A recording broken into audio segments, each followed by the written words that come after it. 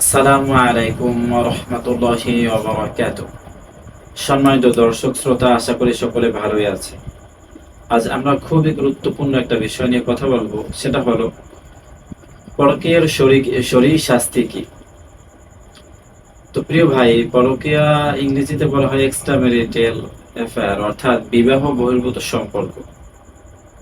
এ ব্যাপারে পরকীয়ার শাস্তির ব্যাপারে রব্বুল আলামিন সূরা আন-নূরের মধ্যে বলেন, আয-যানিয়াতু ওয়াজ-যানি ফাজলিদু কুল্লা ওয়াহিদিম মিনহুমা মিয়াতা জালদা। ব্যভিচারী পুরুষ এবং ব্যভিচারী নারীকে তোমরা 100 বেত্রাঘাত করো। রব্বুল আলামিন এটা বলছেন।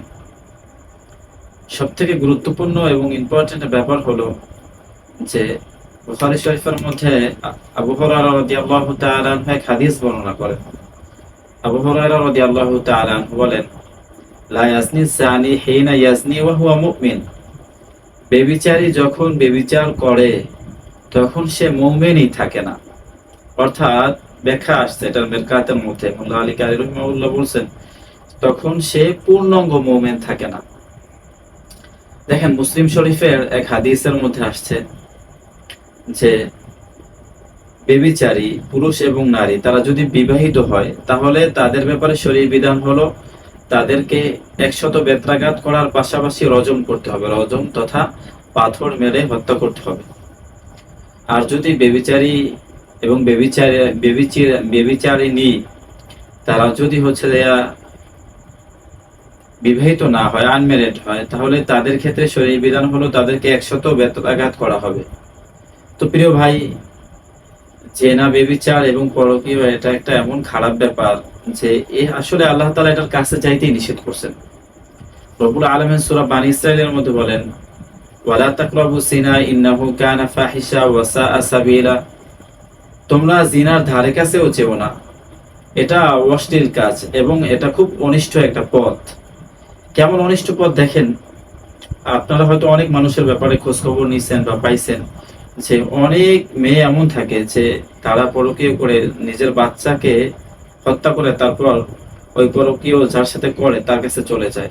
আবার অনেক পুরুষের ব্যাপারে আপনারা হয়তোবা শুনছেন, পেপার পত্রিকায় নিউজ দেখছেন যে পরকীয় করার ফলে নিজের স্ত্রী সন্তানকে রেখে এমনকি তাদেরকে হত্যা করে তারপর নিজের পরকীয়া প্রেমিকার কাছে চলে যায়।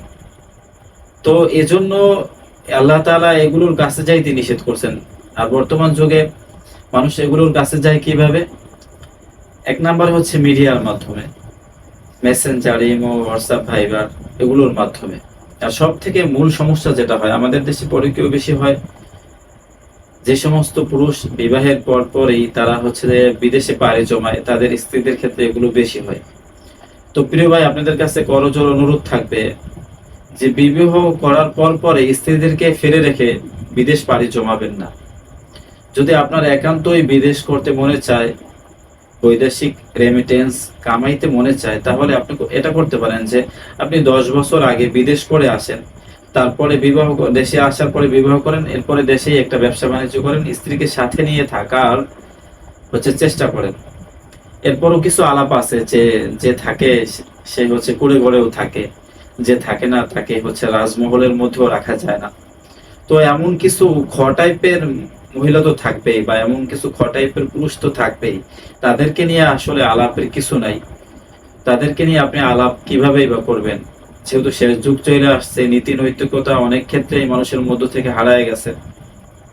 তারপরেও আমাদের এই আলোচনাটা যারা শুনতেছেন তাদেরকে করজোড় অনুরোধ থাকবে যে অন্তত পরকীয়া এবং যে বিবাহ বহির্ভূত সম্পর্ক থেকে বের হয়ে আসার চেষ্টা করেন। তার কারণ হার্ভার্ড ইউনিভার্সিটি দেখেন একটা গবেষণা করছে ওনাদের স্টুডেন্টদেরকে নিয়ে। হার্ভার্ডে তো সবসময় মেধাবীরাই পড়ে, এটা তো পৃথিবীর সব মানুষরাই জানে। তো হার্ভার্ডের স্টুডেন্টের ক্ষেত্রে হার্ভার্ড গবেষণা চালাইছে এইটা যে আমাদের স্টুডেন্টদের মধ্যে সফল হয়েছে কারা কারা। তো তারা পরীক্ষা নিরীক্ষা করার পরে, গবেষণা করার পরে তাদের স্টুডেন্টদের মধ্যে দেখছে যে যারা পড়াকালীন অবস্থায় প্রেম ভালোবাসার থেকে দূরে থাকছে তারা সফল হয়েছে। তার কারণ মানুষ যখন মদ পান করে, কোনো মদ্যপায়ী মদ পান করার পরে যতটুকু নেশা হয় তার তুলনায় পরকীয়া, প্রেম, ভালোবাসা এগুলোর মধ্যে নেশা বেশি হয়। তো নেশাগ্রস্ত ব্যক্তি তো আর সফল হইতে পারে না ভাই, এটা হলো বাস্তবতা। এখন আসেন একটা আলাপ আছে এখানে যে কোনো মানুষ যদি পরকীয়া করে, জেনা করে, ব্যভিচার করে, তাহলে তার শাস্তি আসলে কে দিবে? কোনো একক ব্যক্তি কি দিতে পারবে নাকি রাষ্ট্র ব্যবস্থা দিবে? প্রিয় ভাই, এখানে খুব গুরুত্বপূর্ণ বিষয় হইল কোনো একক ব্যক্তি, কোনো সমাজপতি, কোনো গোত্রপতি তার শাস্তি দিতে পারবে না, বরঞ্চ তার শাস্তি দেবে আদালত। এবং তার আদালত শাস্তি দেওয়ার ক্ষেত্রে অবশ্যই 4 জন সাক্ষী লাগবে। এ ব্যাপারে ইনশাআল্লাহ আমাদের আরেকটা পরবর্তী ভিডিও আসবে, দেখতে আমাদের এই চ্যানেলটাতে চোখ রাখুন। আসসালামু আলাইকুম, ভালো থাকবেন।